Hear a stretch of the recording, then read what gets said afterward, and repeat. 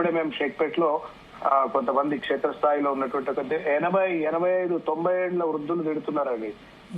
ఎంత బలంగా తిడుతున్నారు అని అంటే, ఈ ప్రభుత్వం ఎన్నో వాగ్దానాలు చేసింది, అధికారంలోకి వచ్చిన తర్వాత మొత్తానికి మోసం చేసి పడేసినాడు. 42% రిజర్వేషన్ అన్నాడు.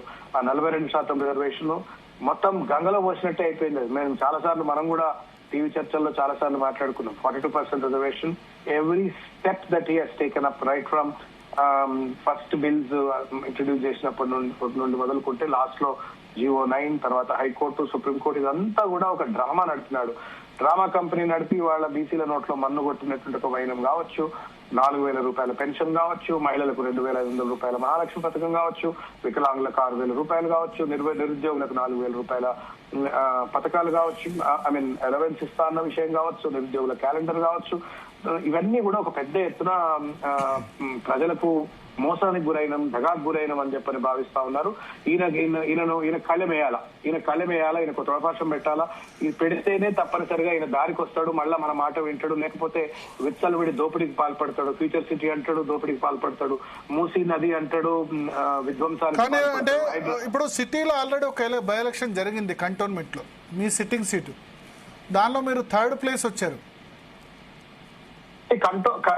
కంటోన్మెంట్ లో మీరు కంటోన్మెంట్ లో I don't think you should take it serious. అదే కంటోన్మెంట్ లో సాయన్న ఓడిపోయిన తర్వాత జరిగినటువంటి ఎన్నికలు వాళ్ళ కూతురు గెలిచింది. కాకపోతే 3rd టైం కాబట్టి ఏమైనా ఫెటీగ్ ఉందేమో నాకు తెలియదు, కానీ జరిగిన కారణాలు లోతుగా ఏం తెలియదు. కానీ జూబ్లీ హిల్స్ లో గ్రాస్ రూట్ చనిపోయిన తర్వాత మళ్ళీ ఎలక్షన్ జరిగింది, అప్పుడే జనరల్ ఎలక్షన్ లో లాస్య నందిత గెలిచింది. బట్ వాళ్ళ సోదరికి కాబట్టి మీరు దాన్ని మీరు జనరలైజ్ చేసి జూబ్లీ హిల్స్ కు లింక్ చేయలేరు. ఎందుకంటే జూబ్లీ హిల్స్ లో మాగంటి గోపీనాథ్ గారు, బట్ లాస్య నందిత చాలా చిన్న ఏజ్, 30 years వయసులో రోడ్డు ప్రమాదంలో చనిపోయారు, మనకు తెలుసు కదా. ఇప్పుడు సాయన్న గారి పట్ల ఉన్న సింపతి లాస్యానందిత గారికి వర్తింపజేసింది. బట్ లాస్యానందిత గారు she lived very short time as an MLA. తక్కువ కాలం ఎమ్మెల్యేగా ఉన్నది, తక్కువ కాలం ప్రజలకు దగ్గరగా ఉన్నది. కాబట్టి probably she could not really build that kind of a positive sympathy vote కానీ నెట్వర్క్ కానీ బిల్డ్ చేయలేకపోయిందేమో. ఏదేమైనప్పటికీ కూడా కొత్తగా కాంగ్రెస్ అధికారంలోకి వచ్చింది, వీళ్ళు ఏమో చేస్తారేమో, ఉద్ధరిస్తారేమో అని చెప్పని ఒక కొంత నమ్మకం కూడా బహుశా ఉండుంటది. ఇవాళ మొత్తం ప్రజలు ఆశలన్నీ అడియాసలు అయిపోయినాయి. ఇవాళ మీరు కంటోన్మెంట్ లో మళ్ళా బై ఎలక్షన్ అని పెడితే ఏం జరుగుతుంది చూడండి. మీరు వీళ్ళు తప్పనిసరిగా మీరు ఇలా సిటీలో కాదు, తెలంగాణ ఇప్పటికీ చేంజ్ వచ్చింది, ఈ 1 year లో చేంజ్ వచ్చింది అంటారు. ఎందుకంటే పార్లమెంట్ ఎలక్షన్ రోజే జరిగింది ఇది కూడా. Correct. So you can't equate the result of cantonment with Jubilee hills. ఇవాళ మీరు తెలంగాణ వ్యాప్తంగా రేవంత్ రెడ్డి గారు కనుక ఇప్పుడు ఆ 10 సీట్లు ఉన్నాయి కదా, 10 సీట్లలో పెట్టమని చెప్పి ఒక్క సీటు రేవంత్ రెడ్డి గారు గెలుచుకున్నా ముక్కు నెలకు రాసుకొని వెళ్ళిపోవచ్చు. వాళ్ళకి నిజంగానే ఆయనకు ధైర్యం లేకనే ఇప్పుడు ఆ 10 మంది ఎమ్మెల్యేలను కాపాడుకుంటా ఇవాళ బై ఎలక్షన్స్ రానియకుండా అటు కోర్టులను కూడా తప్పుదో పట్టించేట ప్రయత్నం చేస్తా ఉన్నారు. తెలంగాణ వ్యాప్తంగా ఎన్నికలు పెడితే there are many surveys that are indicating, నాకు తెలిసి పోలీస్ ఇంటెలిజెన్స్ రిపోర్ట్ కూడా ఉంటది, 10-15 సీట్ల కంటే ఎక్కువ ఎమ్మెల్యేలు ఇవాళ కాంగ్రెస్ పార్టీ తరఫు నుండి గెలిచే పరిస్థితి లేదు. ఉన్న వాళ్ళంతా నెత్తిన ఇవాళ ఎక్కడో చూసినా, నేను ఖర్గే గారు మాట్లాడినట్టుగా ఎక్కడో నేను రిపోర్ట్ చూసినాను. ఇవాళ కాంగ్రెస్ అధిష్టానం, ఢిల్లీలో ఉన్న అధిష్టానం తలకాయ పట్టుకొని కూర్చున్నది. ఏమరానైనా ఈయనను అధికారంలో కూర్చోబెడితే మొత్తం కాంగ్రెస్ ను మళ్ళా జీవితాంతం అధికారంలో రాకుండా సర్వనాశనం చేస్తా ఉన్నాడు రేవంత్ రెడ్డి. పరిపాలన చేత కావట్లేదు, ప్రభుత్వంపై పట్టు లేదు, విచ్చలవిడి అవినీతికి పాల్పడుతున్నాడు, మా పేరు చెప్పి ఇక్కడ దోపిడీకి పాల్పడుతున్నాడు అని చెప్పని వాళ్ళే తలకాయలు పట్టుకొని కూర్చున్నారు. కాంగ్రెస్ సర్వనాశనం అయిపోయింది, పేరు మొత్తం ఖరాబ్ చేసిండు అని చెప్పని ఢిల్లీ పెద్దలే ఇవాళ తలకాయ పట్టుకున్న పరిస్థితి. ప్రజలు కూడా అదే రకమైనటువంటి మోసానికి గురైన అన్నట్టు భావనతో ఉన్నట్టు. ఇంకో ముఖ్యంగా ఏంటంటే మైనారిటీస్. ఇవాళ జూబ్లీ హిల్స్ లో దాదాపు 130,000 మంది మైనారిటీస్ ఉంటారు జూబ్లీ హిల్స్ లో. ఈ 130,000 సపోర్ట్ చేస్తుంది కాంగ్రెస్ కి. అసదుద్దీన్ ఓవైసీ స్వయంగా నవీన్ యాదవ్ ర్యాలీలో పాల్గొన్నారు. So you have to understand one thing sir, MIM supported 2023 లో కూడా ఎంఐఎం సపోర్ట్ చేసినప్పుడు హైదరాబాద్ లో అంత పెద్ద మెజార్టీతో గెలిచి మరి జిల్లాల్లో ఎందుకు గెలవలే? 2023 లో మీకు సపోర్ట్ చేసింది బీఆర్ఎస్ తో ఉంది ఎంఐఎం క్లియర్ గా. నన్ను కంప్లీట్ చేయనివ్వండి ఒక నిమిషం. 2023 ఎన్నికల్లో ఎంఐఎం యూనిలేటరల్ గా అర్బన్ లో హైదరాబాద్ తో కూడుకున్న మొత్తం తెలంగాణ వ్యాప్తంగా మద్దతు ఇచ్చింది. అసదుద్దీన్ గారు 10 సంవత్సరాల పాటు జరిగినటువంటి ప్రతి అభివృద్ధిలో ఆయన కూడా భాగస్వామ్యం, ప్రతి మంచిలో ప్రతి చెడులో కూడా ఆయన భాగస్వామ్యం, ఎంఐఎం భాగస్వామ్యం అయిన తర్వాత వచ్చినటువంటి ఎన్నికల్లో ఆయన తెలంగాణ వ్యాప్తంగా జరిగిన ప్రతి అసెంబ్లీ నియోజకవర్గంలో కూడా ఎంఐఎం మద్దతు ఇచ్చింది. అయినప్పటికీ కూడా హైదరాబాద్ లో గెలిచడం మిగతా దగ్గర గెలవలేదు అని అంటే దాని అర్థం ఏంటంటే MIM could not really influence the entire length and breadth of Telangana. Number 1. Number 2 ఏంటి అంటే ఇవాళ కేసీఆర్ గారు మాముకు ఓడ్డాలు అని చెప్పని ప్రచారం చేసిన వారు ఇవాళ ఎందుకు యూటర్న్ అయినరు అని చెప్పని ఇవాళ ముస్లింలలోనే పెద్ద ఎత్తున చర్చ జరుగుతా ఉంది. అక్కడ ఉన్నటువంటి ఒక ఉలేమాల్లో, తర్వాత మోజీన్లలో, ఇమాంలలో, తర్వాత మస్జిద్ కమిటీ పెద్దలలో, మొత్తం ముస్లిం ఇంటలెక్చువల్స్ లో, మేధావులలో పెద్ద చర్చ జరుగుతా ఉంది. కల్ తో मामू को वोट डालो बोले आज जो है सो बीआरएस के खिलाफ बात कर रहे हैं. हालांकि మొత్తం బీఆర్ఎస్ నేతృత్వంలో జరిగిన ప్రతి అభివృద్ధిలో అసదుద్దీన్ గారు కూడా భాగస్వాములే. హైదరాబాద్ ఒకవేళ కనుక గ్లోబల్ బ్రాండ్ ఇమేజ్ గా అయింది అంటే ఆయన కూడా భాగస్వామి. న్యూయార్క్ స్థితిలో, డల్లాస్ స్థితిలో అభివృద్ధి చెందిందంటే ఆయన భాగస్వామి.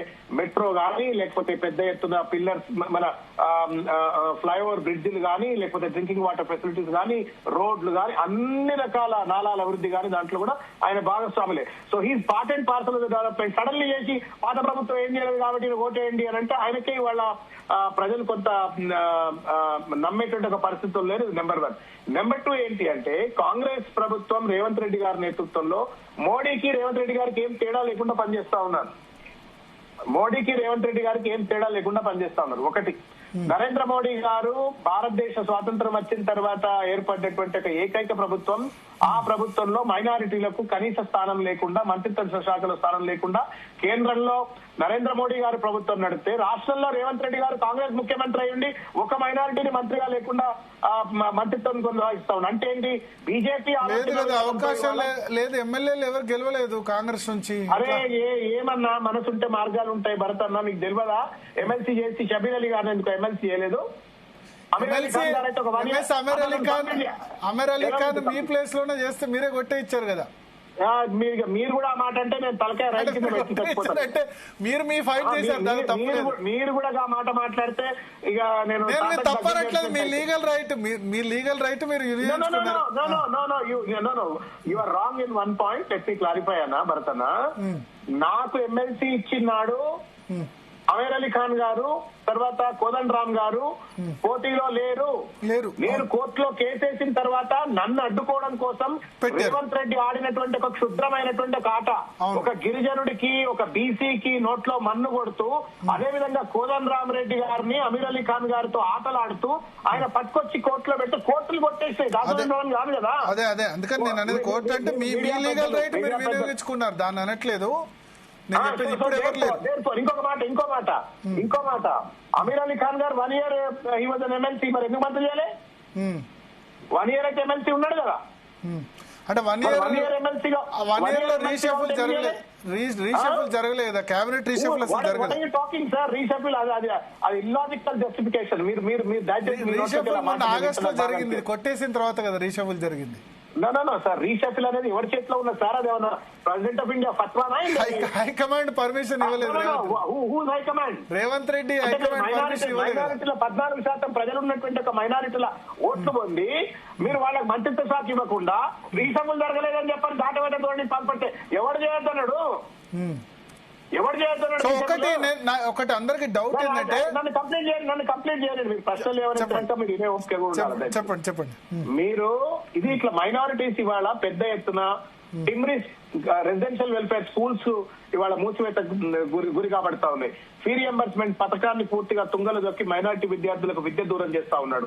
దానికి తోడుగా ఓవర్సీస్ స్కాలర్షిప్ ను మైనారిటీస్ రాకుండా అడ్డుకుంటా ఉన్నారు.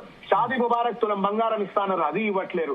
ఎక్కడికక్కడ మైనారిటీలను యూజ్ అండ్ త్రో లెక్క ఇవాళ డస్ట్బిన్ లో పడేసినటువంటి ఒక పరిస్థితి వాళ్ళ మైనారిటీ ప్రజలందరూ. బడ్జెట్ 4,000 కోట్లు ఇస్తాడు, 8,000 కోట్లు ఇచ్చిందో నాకంటే ఎక్కువ మీకెరక. అటు బడ్జెట్ లో అన్యాయం, పదవుల్లో అన్యాయం, మంత్రిత్వ శాఖ లేదు, పిల్లలు చదువుకుంటా అంటే చదువుకొనిస్తలేరు. ఏ ముఖం పెట్టుకొని మళ్ళా అసదుద్దీన్ గారు పద్ధతి ప్రకటించిందా పక్కకు పెట్టండి. ఏ ముఖం పెట్టుకొని అటు వివేక్ గారు కానీ, పొన్నం ప్రభాకర్ గారు కానీ, లేకపోతే రేవంత్ రెడ్డి గారు కానీ మైనార్టీల దగ్గర పోయి మళ్ళీ మాకు ఓట్లేయండి అని అంటే వాళ్ళు ఏమైనా పిచ్చోళ్ళ? వాళ్ళ చెవుల పూలు ఉన్నాయా? వాళ్ళకి మీకు ఇప్పుడు అసద్ చెప్తే మీకు ఓటేశారు. హైదరాబాద్ లో మొత్తం మీకు 43% ఓటు బ్యాంక్ వచ్చింది హైదరాబాద్ లో. సో అసద్ మీరు ఎన్ని ట్విస్ట్ చేసినా నా సమాధానం ఒకటే, మీరు దయచేసి వినండి. అసదుద్దీన్ గారు మాకు మద్దతు ఇచ్చినప్పటికీ కూడా తెలంగాణ వ్యాప్తంగా కూడా హైదరాబాదేతర తెలంగాణలో ఓడిపోయినాం. బట్ హైదరాబాద్ లో ముస్లిం పాపులేషన్ ఎక్కువ, ఇన్ఫ్లుయెన్షియల్ ఎక్కువ. అట్లెందుకండి నిజామాబాద్ లో, అట్లెందుకు నిజామాబాద్ లో లేరా? కరీంనగర్ లో లేరా? మహబూబ్నగర్ లో లేరా? ఉన్నారు. నల్లగొండలో లేరా? ఉన్నారంటారా? తెలంగాణ హైదరాబాద్ లో ఎక్కువ కదా, హైదరాబాద్ లో 33%. Let me complete. దాదాపు 50 కాన్స్టిట్యుయెన్సీస్ లో ముస్లిం. హైదరాబాద్ లో 33%, మీరు చెప్తున్న వాటిలో తక్కువ ఉంది percentage. No but they are the determining factors. They are also determining factor. Majority మొత్తం చూడండి, they are also determining factor. అయితే ఏంటంటే హైదరాబాద్ లో ఉన్నటువంటి ఒక ప్రజలు బీఆర్ఎస్ కు పట్టం కట్టడానికి ప్రధానమైనటువంటి ఒక కారణం కేటీఆర్ గారి యొక్క నేతృత్వంలో జరిగినటువంటి ఒక అద్భుతమైన అభివృద్ధి. Agree for some extent. KTR వల్ల మంచి ఓటు వచ్చిందన్న నేను అగ్రీ అవుతున్నా. డెవలప్మెంట్ కనబడింది, ఫ్లైఓవర్స్ కనబడ్డాయి, ఇవన్నీ కనబడ్డాయి. దానికి మీరు అగ్రీ టు సమ్ ఎక్స్టెంట్. ప్రతిదాన్ని రిజెక్ట్ చేయాల్సిన అవసరం లేదు. బట్ ఎంఐఎం సపోర్ట్ కూడా తోడ్పడింది అంటాను నేను. This election MIM will have zero impact. నేను చెప్తున్నా, మీరు రాసి పెట్టుకొని మళ్ళీ రిజల్ట్ వచ్చినాడు మన ఇద్దరం కూర్చున్నాము. బూతుల వారీగా షేక్పేటలో 46 బూతులు ఉన్నాయి, అట్లా బోరబండలో మెజార్టీ బూతులు ఉన్నాయి, ఎర్రగడ్డలో మేజర్ బూతులు ఉన్నాయి, రహమత్ నగర్ లో మేజర్ బూతులు ఉన్నాయి. బూతుల వారీగా చర్చ చేద్దాం. రిజల్ట్స్ వచ్చినాడు. ఈ ఎలక్షన్స్ లో ముస్లింస్ అంతా కూడా దగాకు గురైనమని భావిస్తా ఉన్నారు. ఈ ఎలక్షన్స్ లో బీసీలంతా దగాకు గురైనమని భావిస్తా ఉన్నారు. ఈ ఎలక్షన్స్ లో మొత్తం తెలంగాణ ఎట్లా ఆలోచిస్తుందో జూబ్లీ పార్లమెంట్ ఎలక్షన్ లో ఒక డౌట్ ఇక్కడ. పార్లమెంట్ ఎలక్షన్ లో అవుట్ రైట్ గా ముస్లింస్ కాంగ్రెస్ వైపు షిఫ్ట్ అయిపోయినారు. మీ ఓటు 37 నుంచి 17% వచ్చింది. ఇప్పుడు రేవంత్ రెడ్డి రేపు క్యాంపెయిన్ వచ్చి బీఆర్ఎస్ బీజేపీ ఒకటి పొత్తులో ఉంటారు, వీళ్ళు మేము సిబిఐ కేసు పెట్టినా కాళేశ్వరం టేకప్ చేయలేదని క్యాంపెయిన్ చేస్తే ముస్లింస్ నమ్మే అవకాశం ఉండదా? అంటే మీరు ముస్లిం అమాయకులు అనుకుంటున్నారా భరత్ గారు? మరి పార్లమెంట్ ఎలక్షన్ ఎందుకు పోయినారు కదా? పార్లమెంట్ ఎలక్షన్స్ లో పోవడానికి ఆ ఎన్నిక మోడీ వర్సెస్ రాహుల్ గాంధీగా చూస్తున్నారు. కాబట్టి ఆ ఎన్నికలలో మోడీ వైపు పోయిన వాళ్ళు మోడీ వైపు పోయినారు, రాహుల్ గాంధీ వైపు పోయిన వారు రాహుల్ గాంధీ పోయినారు. దే థాట్ దట్ రీజనల్ పార్టీగా ఉన్నటువంటి ఒక బీఆర్ఎస్ పార్టీకి నేషనల్ లెవెల్లో రిలవెన్స్ ఉండదేమో అనుకున్నారు. పాపం ఓట్లేసినారు. ఓట్లేసిన పాపానికి బోడమల్లయ్య అన్నట్టుగా అధికారంలోకి వచ్చిన తర్వాత ముస్లింలను ఎంత పెద్ద ఎత్తున అవమానానికి గురి చేసిందో ఆలోచించండి. ముఖ్యమంత్రి సొంత నియోజకవర్గంలో అక్కడ ఉన్నటువంటి ఒక గ్రేవ్ యార్డ్స్ విధ్వంసం జరిగిపోయింది. దాదాపు ఒక 5-6 గ్రేవ్ యార్డ్స్ అన్ని విధ్వంసానికి గురి చేసినారు. మస్జిద్ల పైన దాడి చేసినారు, మదర్సాల పైన దాడి చేసినారు. పెద్ద ఎత్తున కమ్యూనల్ రైట్ జరుగుతుంటే కూడా ఈ యొక్క పోలీసులు రేవంత్ రెడ్డి గారు హోంమంత్రిగా ఉండి వాళ్ళకు సంబంధించినటువంటి ఆస్తుల రక్షణ గానీ మాన ప్రాణాల రక్షణ గానీ మైనార్టీలకు చేయలేదు. ఒక ఎమ్మెల్సీని ముస్లిం మైనార్టీని ఎమ్మెల్సీగా ఉండనియలేదు. తర్వాత ఎమ్మెల్యేగా ఎవరిని షబ్బీర్ అలీ గొంతు కోసినాడు, అమీర్ అలీ గొంతు కోసినాడు, తర్వాత అజరుద్దీన్ గొంతు కోసినాడు. ఇవాళ అజరుద్దీన్ ఎందుకు టికెట్ ఇవ్వలేదండి? సెకండ్ టైం ఆయన సింపతి ఫ్యాక్టర్ ఉంటుండే కదా, ఆయనకి ఎందుకు ఇవ్వలేదు? మైనార్టీల అంత ప్రేమ ఉన్న తర్వాత అంటే ముస్లిం నాయకత్వాన్ని చంపేస్తా ఉన్నారు. ముస్లింలకు 4,000 బడ్జెట్ ఇస్తా అని చెప్పని అది ఇవ్వకుండా మోసం చేస్తా ఉన్నారు.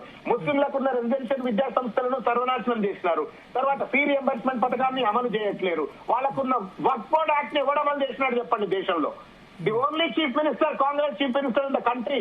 మోడీకి తొత్తుగా పనిచేస్తూ ఇవాళ రేవంత్ రెడ్డి గారు వర్క్ అమెండ్మెంట్ యాక్ట్ ను తెలంగాణలో అమలు చేస్తా ఉన్నాడు. ఇక ఇంతకంటే ఎక్కువ మోసం, దగా, కుట్ర, కుతంత్రం ముస్లింలకు వ్యతిరేకంగా ఎవడన్నా చేస్తుందంటే రేవంత్ రెడ్డి.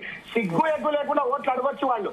కానీ తెలంగాణలో ఉన్నటువంటి జూబ్లీహిల్స్ లో ఉన్న Muslims, they very educated Muslims, highly knowledgeable Muslims, knowledge ఉన్నటువంటి వాళ్ళు, అవేర్నెస్ ఉన్న వాళ్ళు తప్పనిసరిగా ఈ ఎలక్షన్స్ లో తప్పనిసరిగా రేవంత్ రెడ్డి గారి ప్రభుత్వానికి కర్ర కాల్చి వాత పెడతారు. అన్ని వర్గాలు మోసానికి గురైన భావనకు గురవుతా ఉన్నారు. ఇవాళ హైదరాబాద్ సర్వనాశనం అయిపోయింది. రియల్ ఎస్టేట్ దందా మొత్తం నాశనం చేసేసినాడు. ఎవరి చేతిలో 10 రూపాయలు లేవు.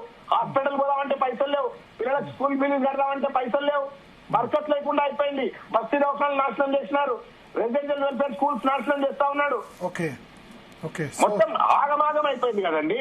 టీవీలు చూపెట్టలేవు, అది వేరు ముచ్చట. Okay okay. టీవీలు చూపెడతలేవు, చర్చకు రాణిస్తలేరు, కానీ బాధపడుతున్న ప్రజలకు మేమైతే అన్ని చూపెడతాం, అటు చూపెడతాం. అందుకే మీతో మాట్లాడుతున్న ఇంతసేపు భరత్ గారు, you are great man, great journalist. మీ టీవీ కూడా గ్రేట్, చాలా ఉన్నట్టు చూపెడతా ఉంది, చర్చలు నికార్సుగా చేస్తా ఉన్నారు. మీకు రియల్గా అప్రిషియేట్. చాలా సమస్యలు మీరు బీసీలకు సంబంధించి కావచ్చు, విద్యార్థుల సమస్యలు కావచ్చు, గ్రూప్ 1 సంబంధించిన సమస్యలు, చాలా సమస్యలు మీరు చర్చ చేశారు. అందుకే మీతో ఇంత ఎలాబొరేట్ గా నేను మాట్లాడుతా ఉన్నా. మీతో సత్యం మాట్లాడటానికి నాకు అవకాశం దొరుకుతా ఉంది. థ్యాంక్ యూ శ్రవణ్ గారు, జీ తెలుగు న్యూస్ కోసం మీ సమయం ఇచ్చినందుకు. వీలైతే ఫోన్ లైన్ లో ఉండండి. రాకేష్